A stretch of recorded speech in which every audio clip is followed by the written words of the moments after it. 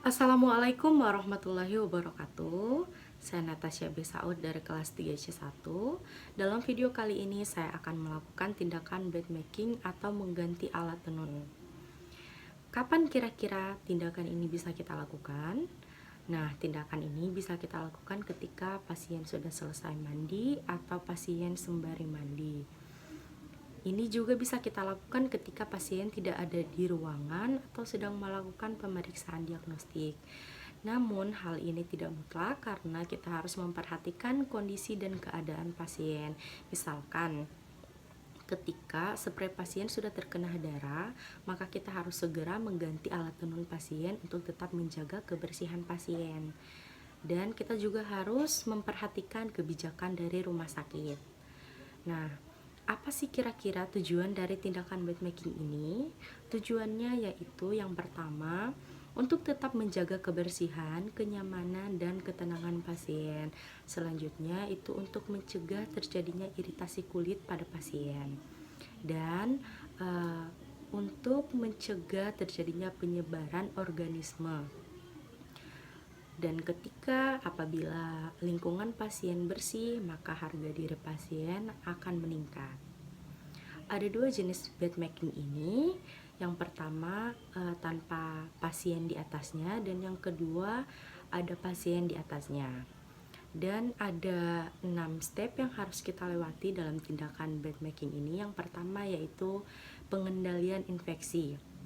Jadi di pengendalian infeksi ini kita harus membedakan mana linen yang infeksius dan mana yang bukan infeksius atau non infeksius. Dan yang kedua yaitu tahap persiapan. Di tahap persiapan ini yaitu ada tahap untuk persiapan perawat. Di tahap ini perawat harus mencuci tangan 6 langkah. Kemudian harus mempersiapkan alat dan bahan yang dibutuhkan. Nah, untuk alat dan bahan yang kita butuhkan ada di sini saya sudah menyiapkan ada laken, kemudian ada perlak, ada stik laken, ada selimut, kemudian ada sarung bantal. Nah, untuk APD yang kita gunakan yaitu ada masker dan ada handscoon. Handscoon di sini bersifat yang bersih ya. Jadi ketika kita ketemu dengan pasien yang linennya termasuk dalam infeksius, maka kita harus kita harus menggunakan handscoon secara kita harus menggunakan handscoon itu sendiri-sendiri. Jadi kita harus mengganti handscoon setiap kali kita melakukan tindakan bed making untuk pasien yang infeksius. Mari sama-sama kita simak video berikut. Tindakan pertama yang akan saya lakukan yaitu mengganti alat tenun tanpa ada pasien di atasnya. Baik. Pertama yang kita lakukan yaitu melipat selimut yang sudah digunakan.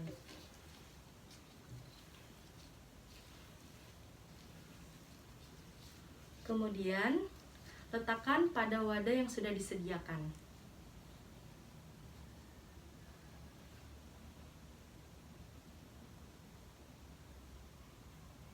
Selanjutnya kita bersihkan bagian tempat tidur bisa dengan menggunakan tisu.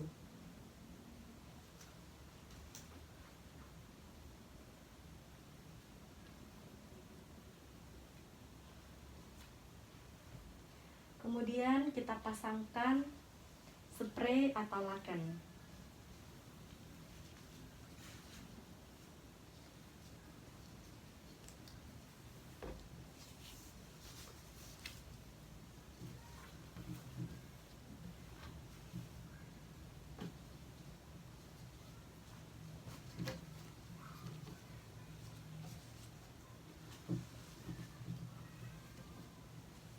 Setelah itu, selanjutnya Perlak.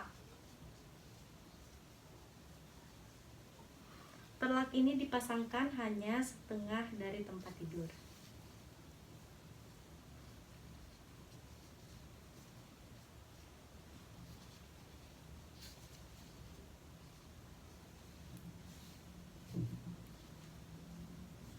Setelah itu stick laken.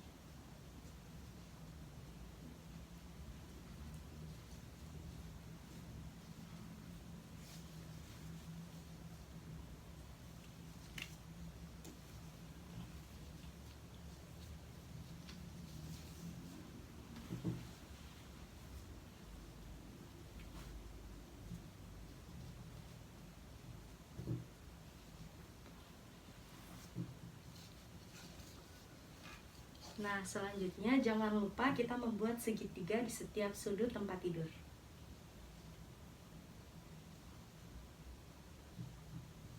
Jika sudah membuat sudut segitiga, maka pasangkan selimut.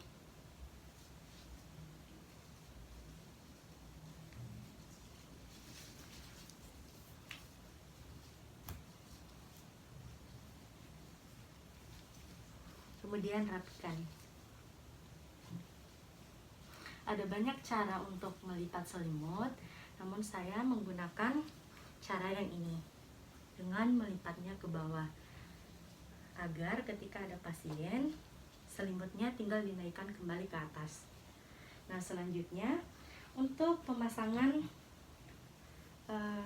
bungkus bantal, ini dilakukan secara terbalik dan dimasukkan, namun sebelumnya handscoonnya dilepas dulu, karena bagian dalam dari bungkus bantal ini masih bersih. Nah, tangan kita dimasukkan ke dalam bungkus bantal. Kita ambil ujungnya dan kita masukkan bantalnya.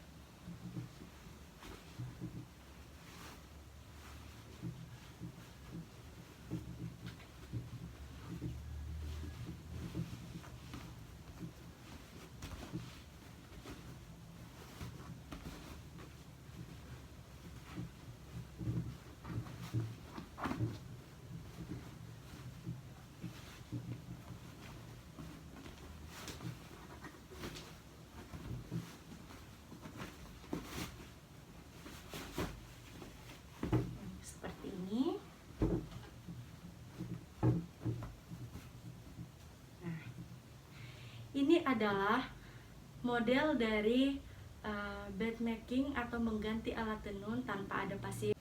Tindakan yang kedua yaitu mengganti alat tenun dengan pasien di atasnya. Tahap yang pertama yaitu kita harus mengecek apakah benar pasien yang akan kita lakukan tindakan.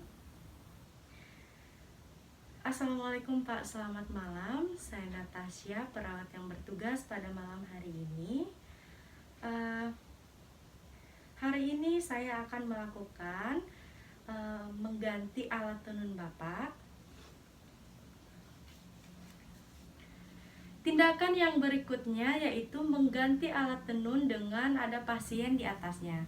Nah, tahap pertama yang kita lakukan yaitu mengecek terlebih dahulu apakah benar pasien yang akan kita lakukan tindakan.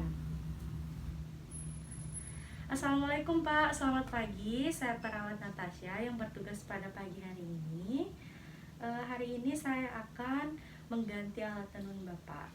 Nah, tujuannya Pak untuk tetap menjaga kenyamanan, kebersihan, dan ketenangan Bapak, untuk mencegah iritasi kulit dan untuk mencegah terjadi penyebaran organisme.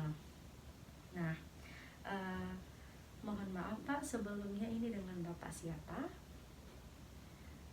Baik, Pak Wahyu, tolong sebutkan tanggal lahirnya Pak. Ya, baik. Nah, jika sudah selesai, maka tutup sampiran. Kita tutup sampiran, kemudian kontrak waktu dengan pasien. Pak, saya akan melakukan tindakan mengganti alat tenun Bapak. Kira-kira saya membutuhkan waktu sebanyak 10 menit. Nah, jika Bapak sudah bersedia, apakah sudah bisa dimulai sekarang, Pak? Ya, baik. Namun apakah Bapak ada pertanyaan? Ya, jika tidak ada, mari sama-sama kita mulai dengan membaca doa. Ya, baik. Selanjutnya yaitu mulai mengganti alat tenun pasien. Permisi ya, Pak.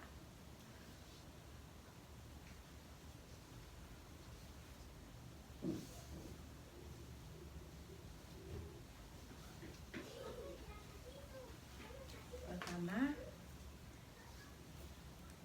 kita ganti dulu alat tenunnya, kita taruh di atas pasien.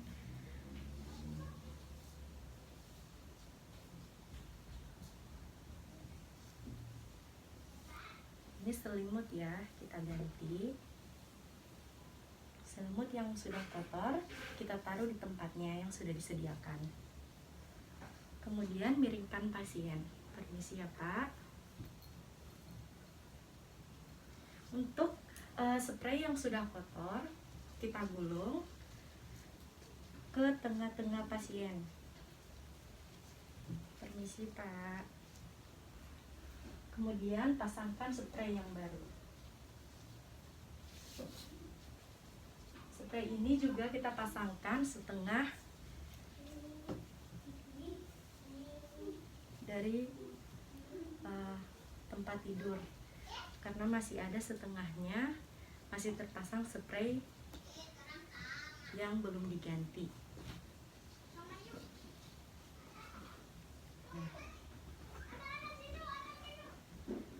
Selanjutnya pasangkan perlak.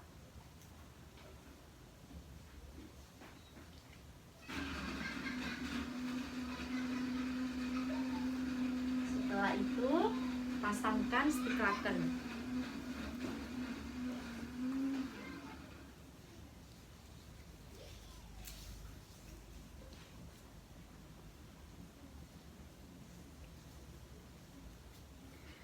Jika sudah selesai termasuk semuanya sudah dimasukkan, maka minta pasiennya untuk balik ke arah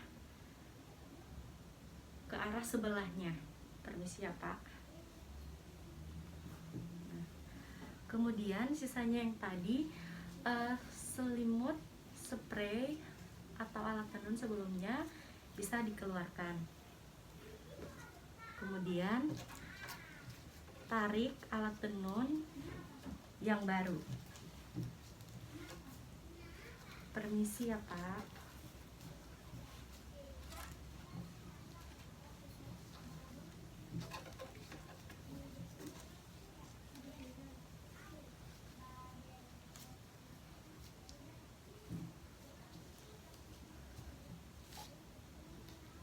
Permisi, Pak.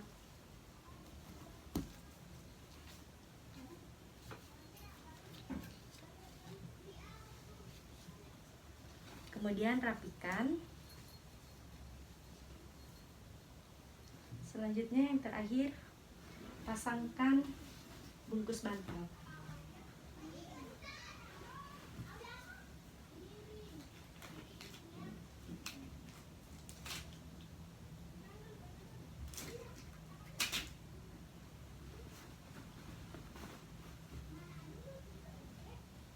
Ini bungkus bantalnya sudah saya lepaskan terlebih dahulu ya.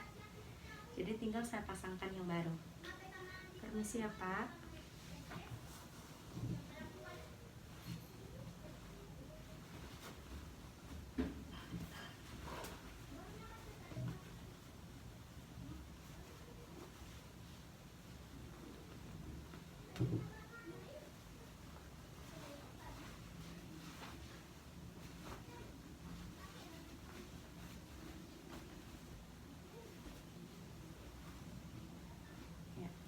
Baik, Pak, permisi. Nah, jika sudah selesai melakukan tindakan, maka jangan lupa berpamitan dengan pasien. Permisi ya, Pak. bagaimana perasaannya setelah saya melakukan tindakan mengganti alat tenun ini? Ya, baik Pak. Saya akan kembali ke ruangan. Jika ada yang diperlukan atau Bapak membutuhkan saya, maka saya ada di ruangan perawat ya Pak. Baik, terima kasih Pak. Assalamualaikum warahmatullahi wabarakatuh.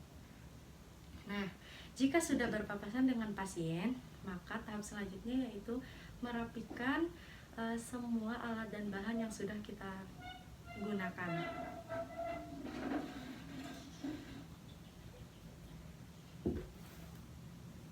Nah, jika sudah rapi, maka kembali ke ruangan dan jangan lupa mencuci tangan. Terima kasih.